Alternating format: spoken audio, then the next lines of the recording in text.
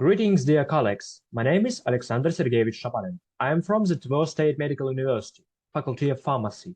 Today, I would like to give you a talk on the topic Lozenges as promising drug delivery system in combat conditions. Painkillers are often necessary in combat situations, especially in cases where soldiers may experience significant pain due to injury or trauma. Pain can interfere with a person's ability to concentrate or stay focused, which can ultimately negatively impact their performance and lifespan on the battlefield.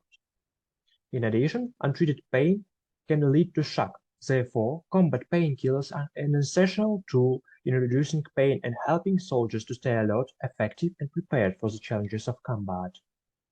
Our aim was to look at the most common dosage forms used in military setting to assess the advantages and disadvantages of lozenges compared to other dosage forms, review the practice of using pain-relieving lozenges in the armies of other countries, and evaluate their effectiveness.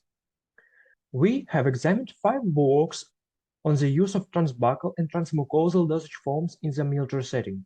We have studied reports of field surgeons and principles of assembly of first aid kits in different armed forces, analyzed the use of various forms of painkillers. In combat conditions, wounds and injuries are an integral part of the lives of military. Painkillers such as morphine or fentanyl play a key role in reducing pain and suffering during treatment of wounded soldiers. They allow medical personnel to effectively perform their duties and provide effective treatment of harsh conditions of combat, protecting soldiers from shock. The following pharmaceutical forms of pain relievers are most commonly used in combat conditions. First of all, injections. Injectable solutions are the most common and highly effective method of pain relief, as the drug enters the bloodstream directly and quickly spreads throughout the body. Injectable painkillers such as morphine, fentanyl, or dexmedetomidine, etc. can be used. Second one are tablets and capsules. They are much more long-lasting method of pain relief, such as drug must pass throughout stomach and enter the bloodstream, which is a significant disadvantage compared to other pharmaceutical forms. And the last one are military patches, which are special medical patches that are applied to skin and release the drug over a long period of time. This can be useful too for prolonging the effect of other pain relievers when combined with other drugs. It may seem that only injections are suitable for emergency use, but there is another pharmaceutical form that is unfairly ignored in military field. Pain-relieving lozenges can be very useful in modern warfare. Military medicines have to work quickly, as every minute may be crucial for wounded on a battlefield. Lozenges are a fast and convenient way to deliver a pain reliever, which can be performed even in situations where the usual injection method is not available. The advantages of lozenges are the next.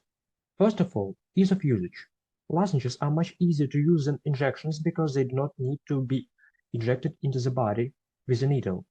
Lozenges simply dissolve in mouth, making them more convenient and accessible for use. Their use significantly reduces the risk of infection. They also do not require an intravenous access to specialized personnel to apply.